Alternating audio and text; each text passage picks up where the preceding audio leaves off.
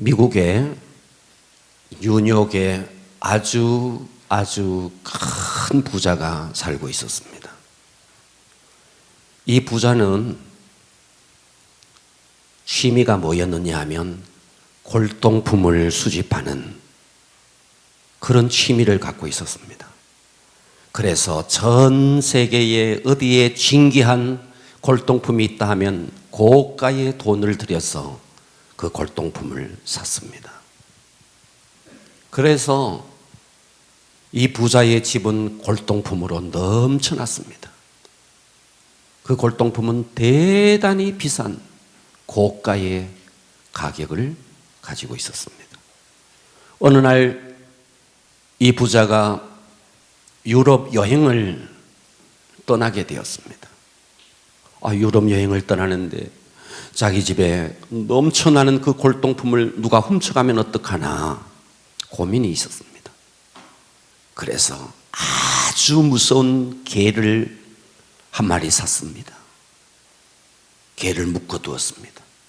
그리고 최신형 경보 시스템을 다 장치를 했습니다. 그래도 이 부자는 마음이 놓이지 않았습니다. 도둑이 들어서 이걸 훔쳐가면 어떡하나 마음이 놓이지 않았습니다. 그때 이 사람에게 굿 아이디어가 떠올랐습니다. 너무 좋은 아이디어가 떠올랐습니다.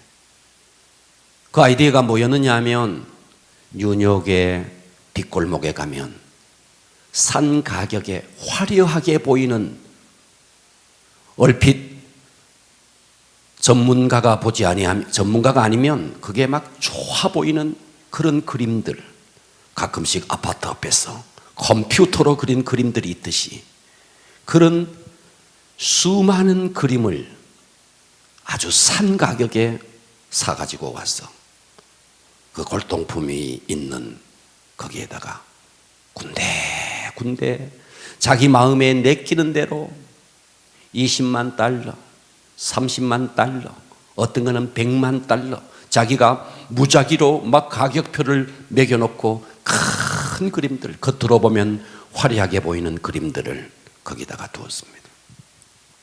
그리고 진짜 비싼 고가의 골동품들을 그 사이사이에 아무렇게나 그냥 놓아두었습니다. 그리고 6개월의 유럽 여행을 마치고 돌아왔더니 실제로 어떤 일이 일어났느냐. 그 무서운 개를 뚫고 경보 시스템을 다 뚫고 좀도둑이 들어서 훔쳐간 거예요. 그런데 무엇을 훔쳐갔느냐? 이 사람의 예측대로 정말 비싼 고가의 골동품은 고스란히 남아있고 아무런 가치가 없는, 그냥 눈으로 보기에는 괜찮아 보이는 그와 같은 것들을 다 훔쳐갔습니다. 이 좀도둑이 속은 거죠. 여러분, 이 세상에 사단이 제시하는, 우리가 눈으로 보면 좋아 보이는 사단이 제시하는 가치가 얼마나 많은지 아십니까? 이 땅에 너무나 많은 사람들이 쓸데없는 가치에 자기의 인생을 다 투자하고 있습니다. 하나님께서 우리에게 제시하는 그 영원한 가치, 예수님께서 이 땅에 오셔서 우리에게 주셨던 그 영원한 가치에는 눈꼽만큼도 생각이 없고, 사단이 제시하는 정말 하잘것없는 그런 가치에 우리 인생을 다 탕진하고 있습니다. 이것이 오늘날 현대인의 모습입니다. 사람들은 돈에 가치 있다고 생각해요. 그러니까 평생을 돈에 목숨을 거는 거예요. 사람들은 명예에 가치가 있다고 생각해요. 그래서 그 명예를 얻기 위해서 자기의 전 인생을 투자해요. 총선이 끝났어요. 총선에 한 봐요. 그 권력, 그거 뭐라고, 그거 얻기 위해서 어떤 수단과 방법을 가리지 않고 권력을 쟁취하려고 해요. 이 땅에 사단이 제시하는 쓸모없는 가치가 이 땅에 얼마나 많습니까? 가치가 뭐냐? 자, 이 사전적인 의미가 뭐냐 하면 어떤 대상이 있어요. 그것이 돈이든 명예든 권세든 때로는 여러분의 학벌이든 어떤 대상이 있어요. 그 대상이 인간과 관계를 맺을 때 나타나는 중요성 내지는 의. 그러니까 나는 학벌이 중요해, 나는 돈이 중요해, 나는 명예가 중요해. 그 대상이 그 사람과 관계 속에서 관계를 맺을 때 나타나는 중요성, 이것이 가치라는 거예요. 그러면 이 세상에 가치를 가지고 있지 않은 사람은 한 사람도 없습니다. 다 가치가 있습니다. 문제는 그 가치가 어떤 가치를 가지느냐는 거예요. 예수님께서 우리에게 주시는 가치냐, 아니면 이 땅을 잡고 있는 사단이 제시하는 가치냐, 이거예요. 사람들은 할 수만 있으면 좋은 집을 살려고 하고, 할 수만 있으면 좋은 차를 타려고 해요. 왜? 그게 가치가 있다고 생각하니까. 사람들은 할 수만 있으면 높은 직위에 올라가려고 하고, 할 수만 있으면 좋은 학벌을 가지려고 해요. 왜요? 그것이 자기의 가치라고 생각하니까. 그러니까 우리는 오늘 이 시간 다 내려놓고 세상이 어디에 가치를 두고 있더라도 예수님의 가치가 무엇인지, 예수님이 무엇을 소중하게 여기는지, 예수님이 소중하게 여기는 것을 우리도 소중하게 여겨야 되고, 예수님이 가치 있게 여기는 것을 저와 여러분도 가치 있게 여기셔야 합니다. 할렐루야. 이 사람들은 다 바쁘게 살면 좋다고 생각하죠. 만나면 요즘 바빠 죽겠네, 바빠 죽겠네. 바쁘다는 게 인사예요. 다 바쁘대요. 다 바쁘대요. 코로나 때문에 잠시 안 바쁩니다. 다 바쁘대요. 다 바쁘대요. 여러분, 태평양을 횡단하는 배가 있다. 그 배가 빠르게 바삐 가는 것이 중요합니까? 정확한 방향을 가지고 가는 것이 중요합니까? 속도보다 중요한 게 방향 아니겠어요? 여러분, 저 도로에 수없는 택시가 지나가고 수없는 버스가 지나가요. 아무렇게나 가는 게 아니에요. 다 방향이 있고 목표지가 있는 거예요. 오늘 여러분들이 무조건 바쁘게 사는 게 중요할까요? 인생의 목적도 목표도 없이 바쁘게 사는 것이 중요하냐고요. 그러니까 저와 여러분은 정말 오늘 말씀을 통해서 내가 무엇에 가치를 두고 인생을 살아야 할 것인가. 나중에 우리가 다 살고 난 다음에 내가 헛발질했다면 그때 가서 어떻게 하시겠느냐 이 말이에요. 오늘 말씀을 통해서 여러분에게 깊은 은혜가 임하기를 바랍니다. 사람들은 다른 동료보다가 좀 더 빨리 승진하는 거 목표예요. 좀 더 빠르게 승진하려고. 다른 사람보다 좀 더 좋은 집에 살려고 몸부림을 쳐요. 목적도 없이 속도에 얼마나 사람들이 마음을 쏟는지 모릅니다. 저는 오늘 사단이 제시하는 잘못된 세상의 가치와 예수님께서 제시하는 영원한 가치, 그래서 설교의 제목을 한번 따라서 합니다. 세상적인 가치. 과격하게 다시 한번, 세상적인 가치, 예수님의 가치. 그러니까 세상의 가치는 사단이 제시하는 가치예요. 왜요? 하나님의 하늘에서 쫓겨난 사단이 이 땅에 내려와서 임금 노릇을 하고 있습니다. 영적으로 임금 노릇을 하고 있는 거예요. 각 국가마다 대통령이 있고 지리자가 있어요. 위정자가 있어요. 그렇듯이 하나님의 하늘에서 이 땅에 쫓겨내려온 사단이 있으니 그 사단은 영적으로 이 세상의 임금입니다. 그래서 그 사탄은 이 세상의 모든 사람의 영혼을 사로잡아서 그 사탄이 가고자 하는 곳에 끌고 가고자 하는 것입니다. 그래서 온갖 우리 인간에게 보기에 좋은 그럴듯한 그 모든 것을 제시하면서 영원한 가치를 잃어버리게 만들고 결국은 사단이 가고자 하는 그곳으로 끌고 가는 것입니다. 그러므로 우리는 오늘 사단이 제시하는 잘못된 세상적인 가치에 우리의 생각이 빼앗기지 마시고 예수님이 우리에게 제시하는 영원한 가치에 우리의 마음을 쏟들시기를 축복합니다.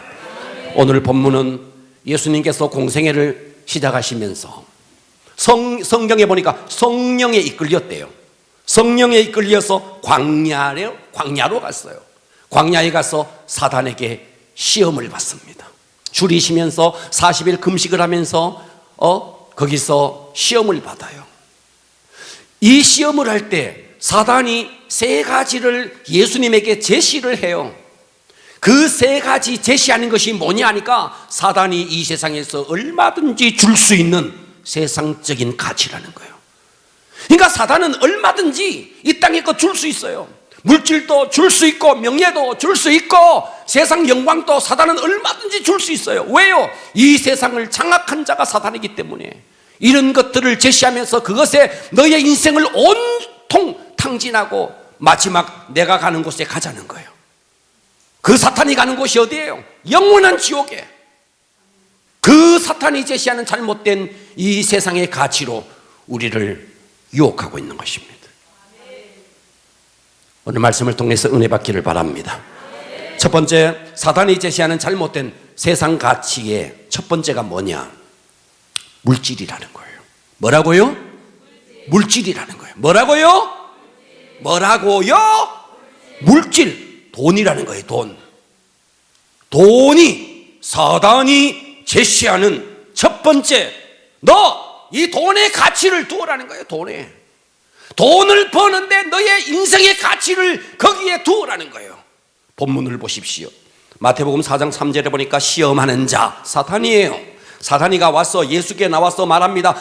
내가 만일 하나님의 아들이냐? 네가 만일 하나님의 아들이거든 명하여 이 돌들로 떡덩이가 되게 하라.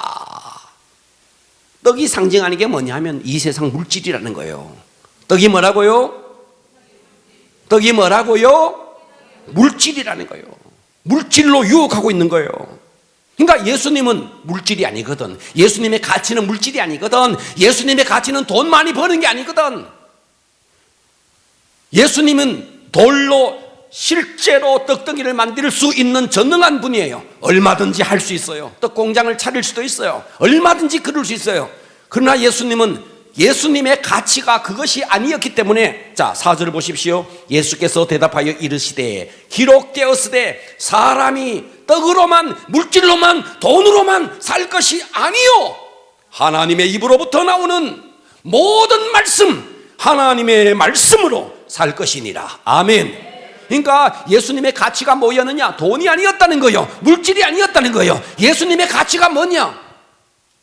하나님의 말씀이었다는 거예요. 만일 예수님이 돈의 가치를 두었더라면 오병이어가 기적을 우리는 잘 알고 있습니다. 떡 5덩어리로 물고기 2마리로 얼마든지 놀라운 역사를 일으키고 떡 공장을 차리고 고기 공장을 차리고 놀라운 일을 하면서 돈을 벌 수 있습니다. 그러나 예수님은 그렇게 하지 않았어요. 예수님의 목적이 권세였다면 그때 당시에 오병이어의 기적을 일으켰을 때 많은 사람들이 와서 당신이 우리의 임금이 되어 주십시오. 우리의 왕이 되어 주십시오. 예수님은 산으로 도망갔어요. 왜? 예수님의 가치는 물질도 예수님의 가치는 권세도 아니었기 때문에. 예수님의 가치는 뭐냐고요? 하나님의 말씀이라고 하지 않습니까? 할렐루야. 우리가 이 세상을 살아가면서 돈 필요합니다. 돈이 필요 없다는 말이 아니에요. 돈 필요합니다. 돈은 우리에게 편안함을 주고 돈이 있어야 큰 집도 사고 돈이 있어야 좋은 차도 타고 돈이 있어야 우리가 때깔나게 살 수 있어요. 그러나 돈이 내 인생의 최종 목표는 아니라는 것입니다. 여러분 미국의 한때 최고의 가수였던 엘비스 프레슬리를 알 겁니다. 이 사람은 개인 전용 헬리콥터를 갖고 있었어요. 지금 또 헬리콥터 갖기가 어렵습니다.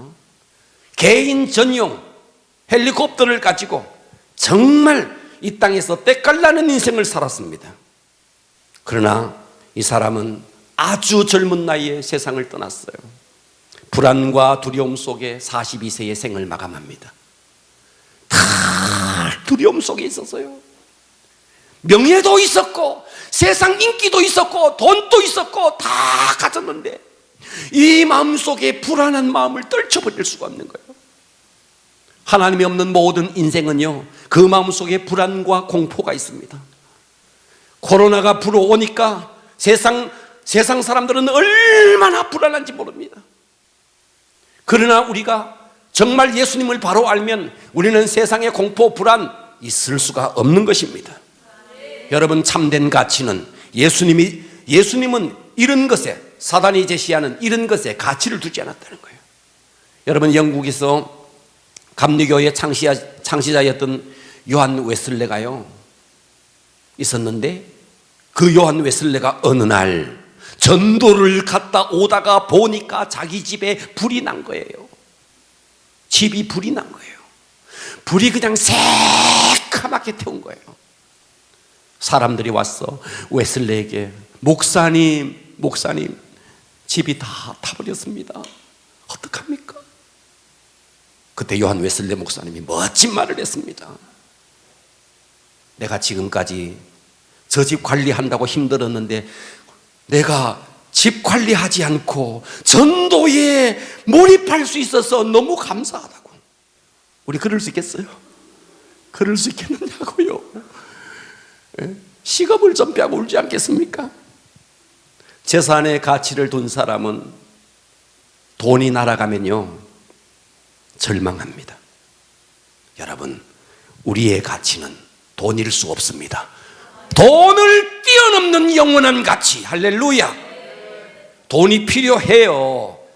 그러나 돈이 내 인생의 최종 목적은 아니라는 거예요. 아멘.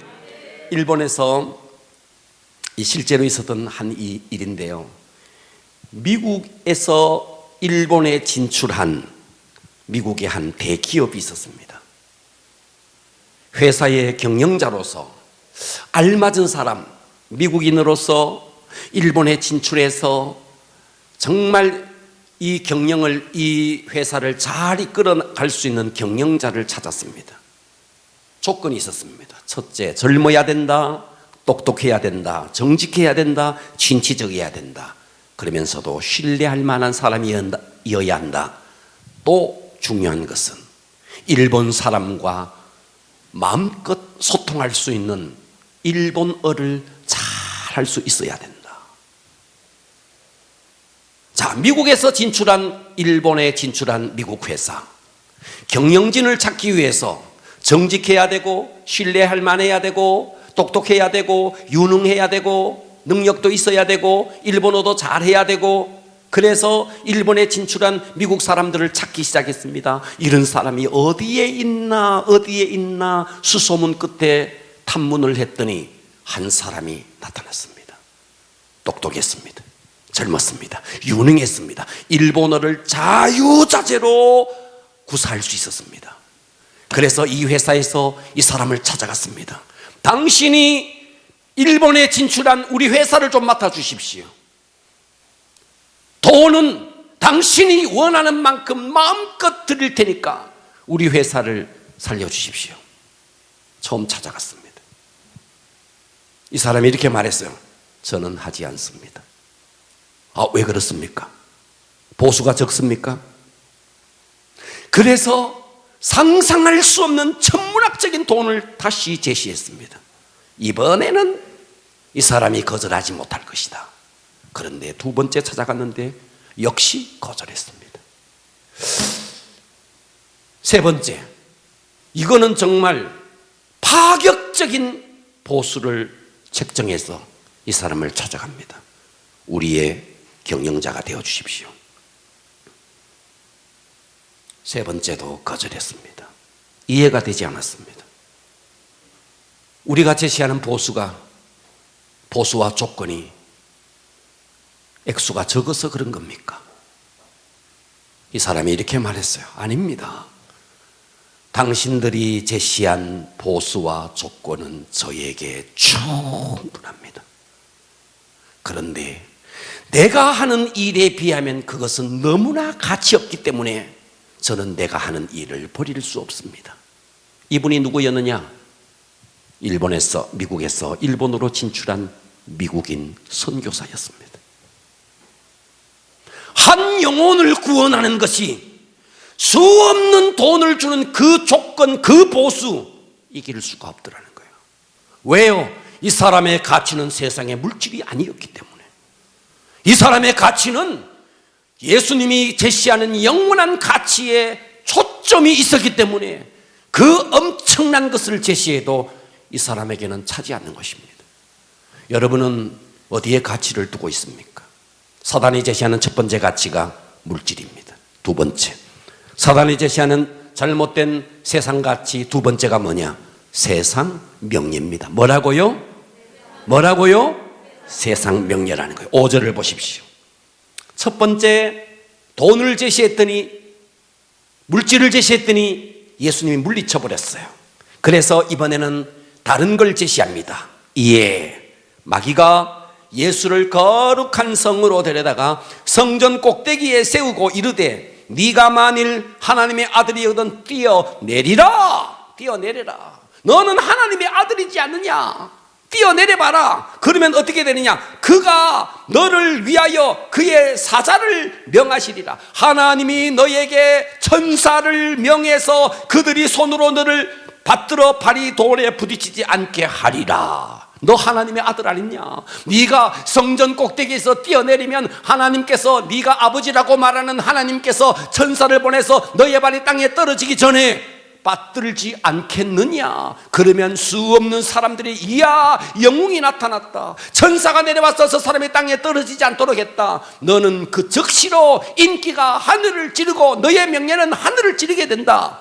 야, 이거 한번 해봐라. 이렇게 제시하는 거예요. 그때 7절에 예수께서 이르시되 또 기록되었으되 너 지금 하나님을 시험하고 있구나.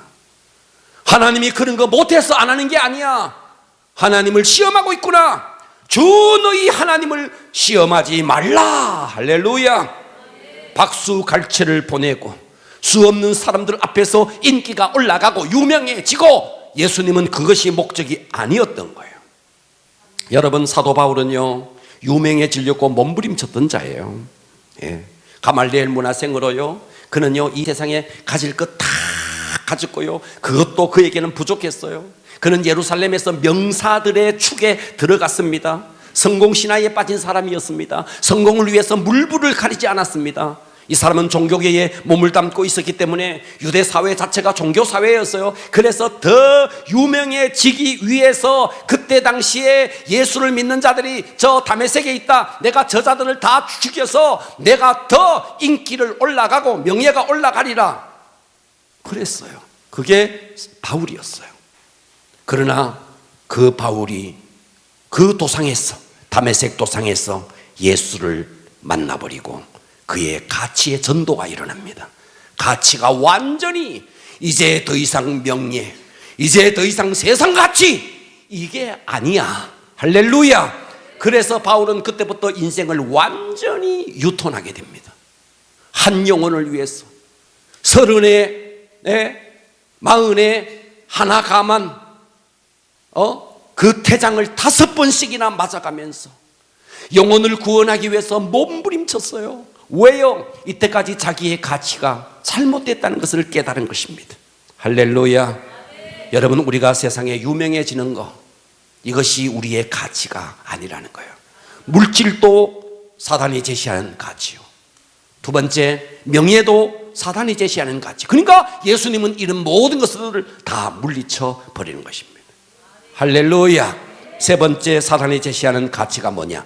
세상 영광이라는. 뭐라고요? 세상 영광. 우리가 다 좋아하는 것들이에요. 이것을 얻기 위해서 몸부림치고 있는데 이거 사단이 제시하는 거라 그러니까 기분이 살짝 지금 디스플레이스가 됐어요. 지금 여러분의 얼굴을 보니까.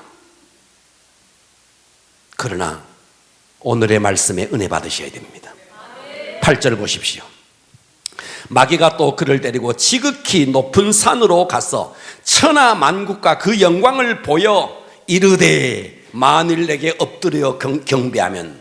마귀에게 경배하면 이게 뭔 말이냐? 마귀에게 경배. 여러분, 세상의 영광을 위해서 우리가 세상에 나가서 얼마나 굽신거린지 몰라요. 돈을 얻기 위해서 돈을 가진 자 앞에 얼마나 굽신거립니까?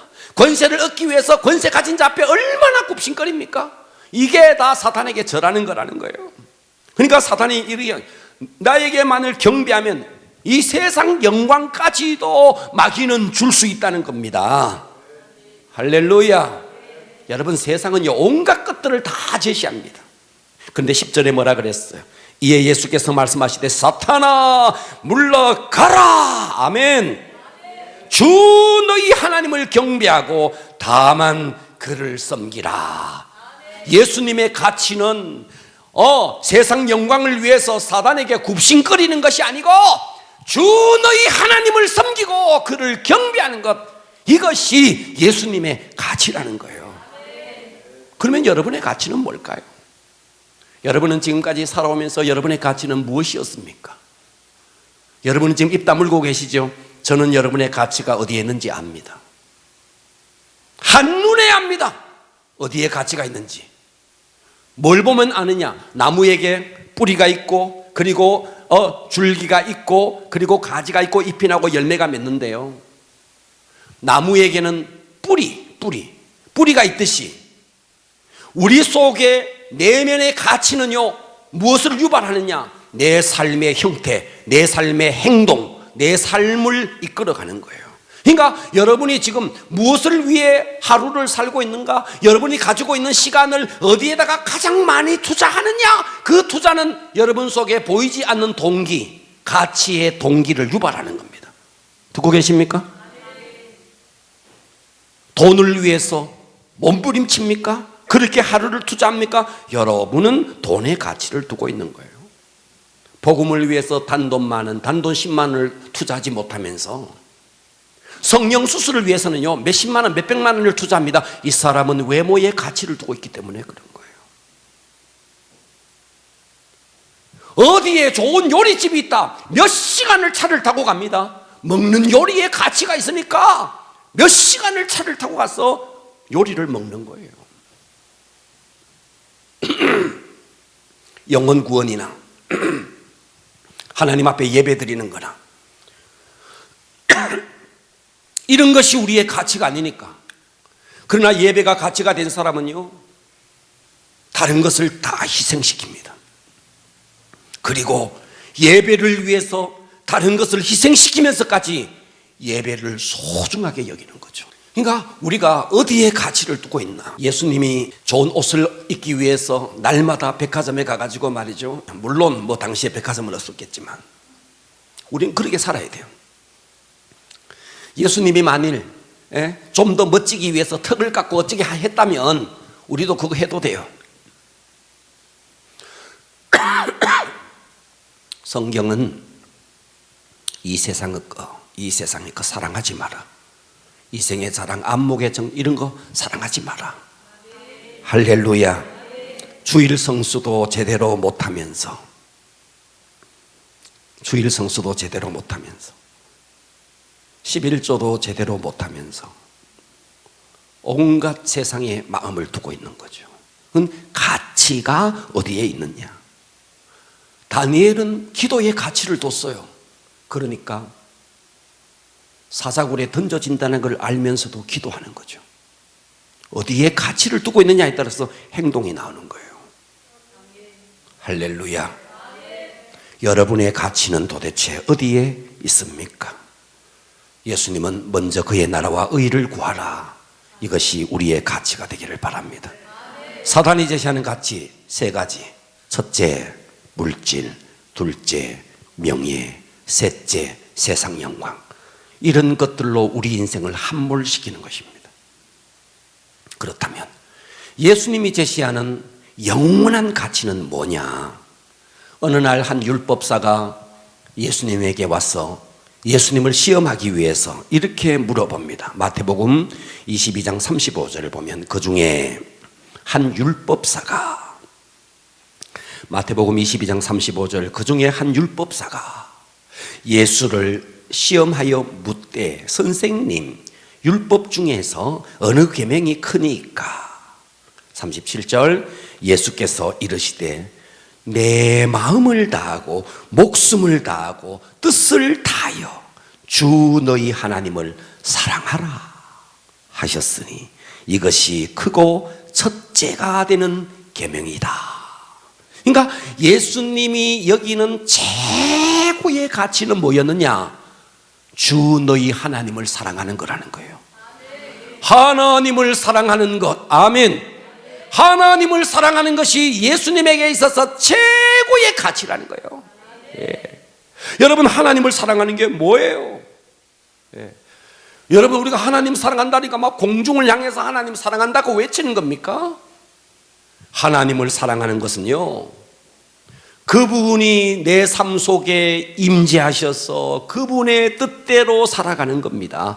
오늘 이 예배 속에서도요, 그분의 친밀감을 느낄 수 있어야 돼요. 하나님 따로 내 따로 국밥이 아니고 그분이 내 속에 임재하셔야 됩니다. 내 생각과 내 마음을 그분이 오셔서 사로잡으셔야 된다는 거예요.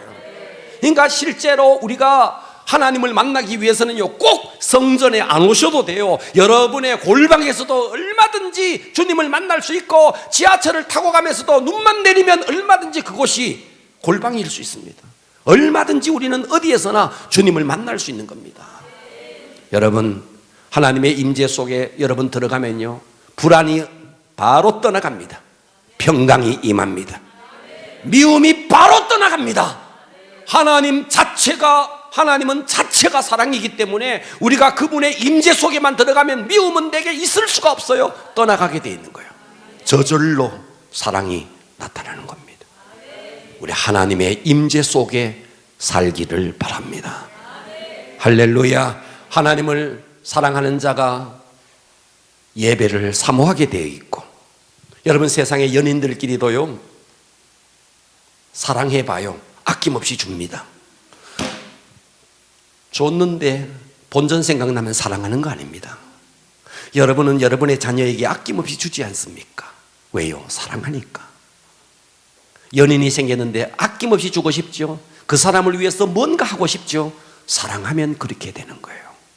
우리가 정말 하나님을 사랑하면 그분 뜻대로 살고 싶고 그분에게 뭔가 드리고 싶은 거예요.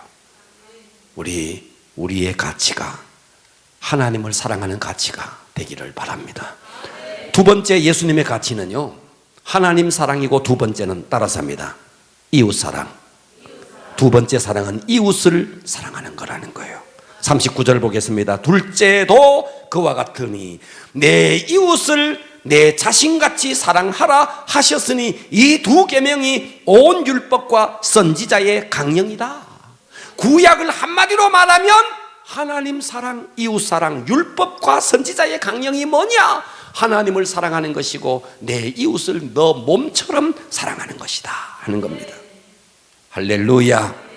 여러분, 우리는 여러분 자체가 하나님의 존귀한 하나님의 자녀입니다.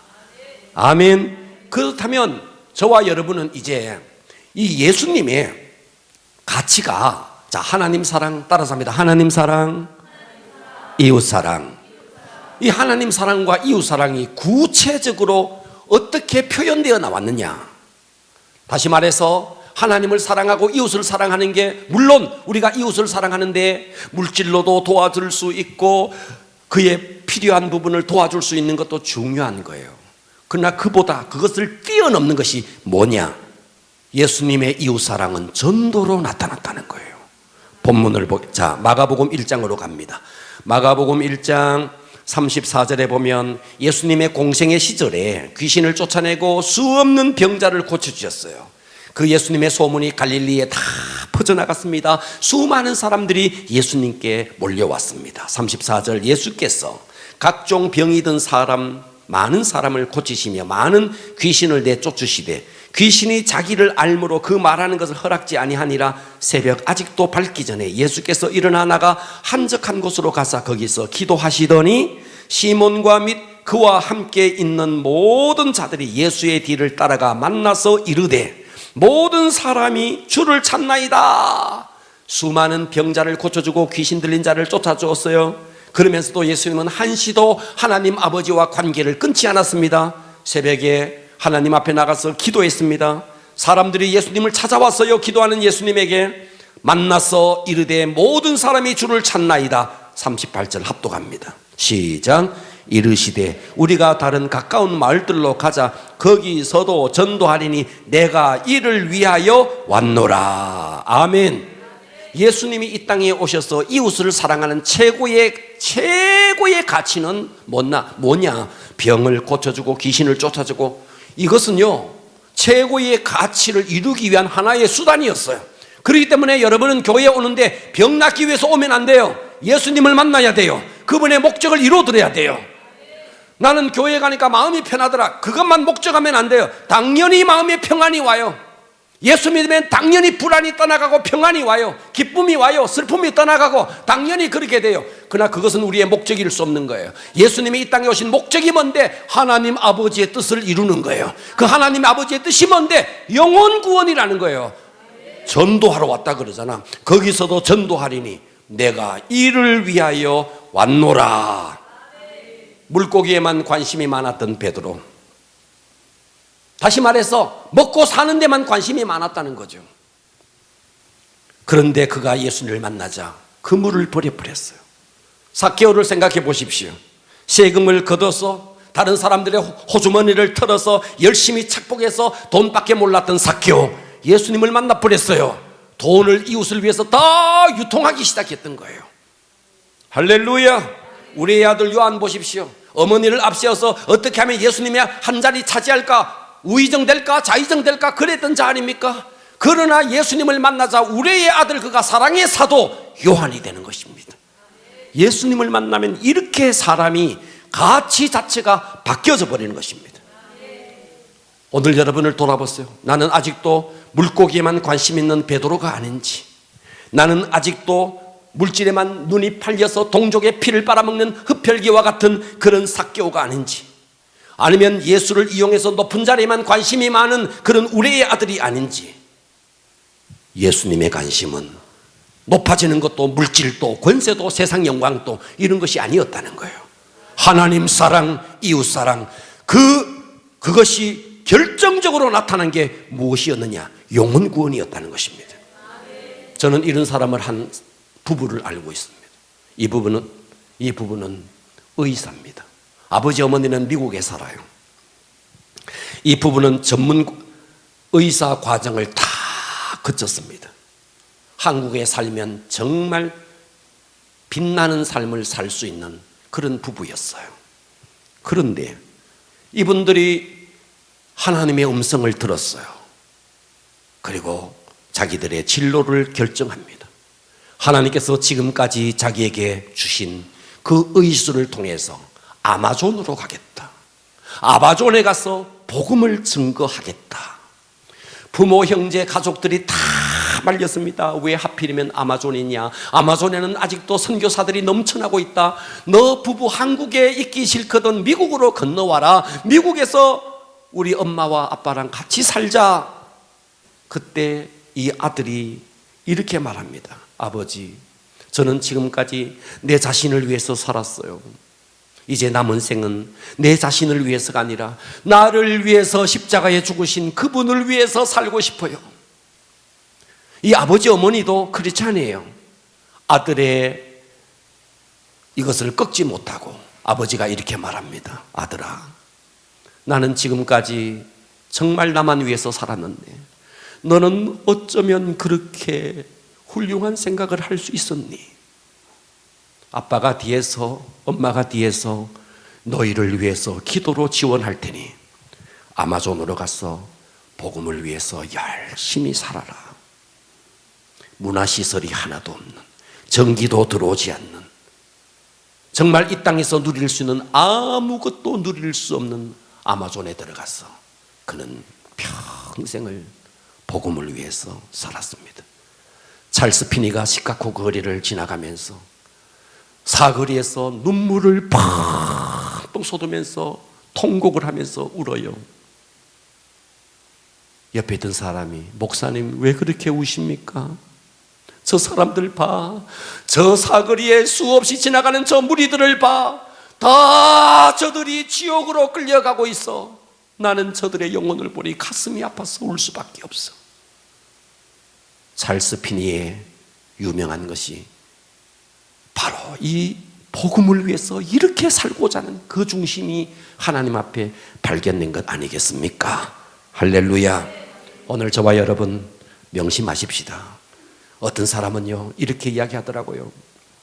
우리 성도들 중에 이제 정말 복음을 위해서 살자고 그랬더니 이분이 이렇게 이야기해요.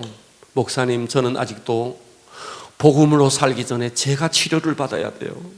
제가 좀 치유를 받아야 돼요. 여러분, 내 상처에 몰입하면 치유가 일어나지 않습니다.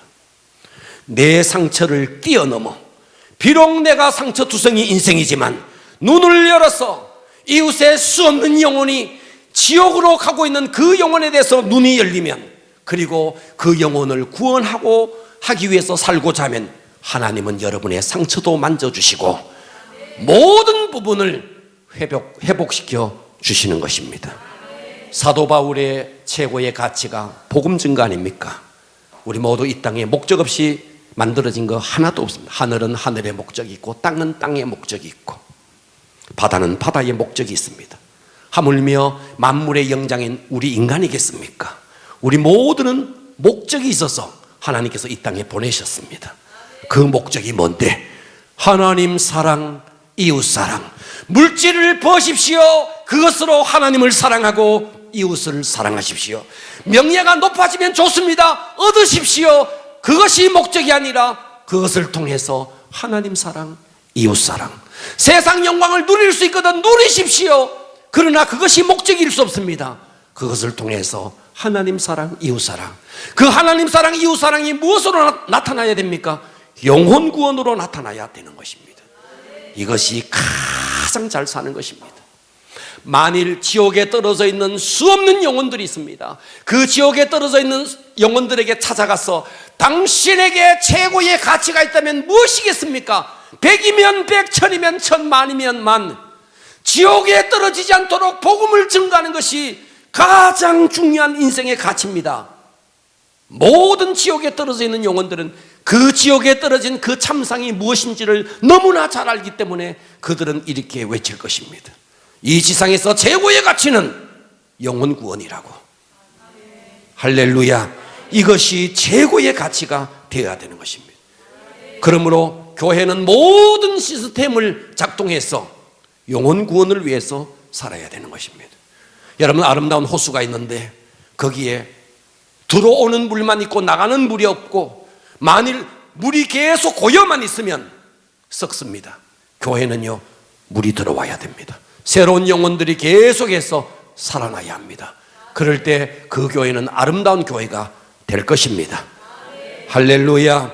교회는 유람선이 아닙니다. 유람선 같으면 뭐 한 사람이 운전하고 뒤에는 말이죠, 놀고 말이죠, 노래 부르고 춤을 추면 되겠죠. 교회는 유람선이 아닙니다. 교회는 구조선입니다. 교회는 어둠의 영을 물리치는 전투함입니다. 그렇다면 혼자 100키를 잡고 움직일 수 없습니다. 전 배에 탄 병사들이 다 함께 전투력을 갖춰서 저 악한 세상의 사단과 싸워서 거기에 빠져있는 수 없는 영혼들을 건져내는 일을 저와 여러분이 해야 하는 것입니다. 할렐루야. 어린아이가 태어나기 전에 봐봐요. 어머니 뱃속에서 손도 만들어지고 발도 만들어지고 눈도 만들어져요. 어머니 뱃속에는 눈이 필요 없어요. 손도 필요 없어요. 발도 필요 없어요. 그런데 어머니 뱃속에서 다 만들어져요. 왜요? 태어나면 만질 물건이 있고, 태어나면 거릴 땅이 있고, 태어나면 볼 수 있는 세상이 있기 때문에 다 만들어지는 거예요. 마찬가지예요. 여러분, 우리는 이 세상에서 예비해야 됩니다. 영원한 나라를 예비해야 됩니다. 지금은 필요 없는 것처럼 보이죠. 아이의 손이 뱃속에서 뭐가 필요했어요? 아이의 발이 뱃속에서 뭐가 필요했어요? 그러나 다 예비되었지 않습니까? 왜요? 태어나면 만날 세상이 있으니까. 지금 저와 여러분은 영원한 나라를 위하여 준비할 때입니다. 사단이 제시하는 잘못된 세상 가치에 이제는 방향을 돌이켜서 예수님이 제시하는 가치, 하나님 사랑, 이웃 사랑, 그것이 구체적으로 영혼 구원입니다. 기도하겠습니다.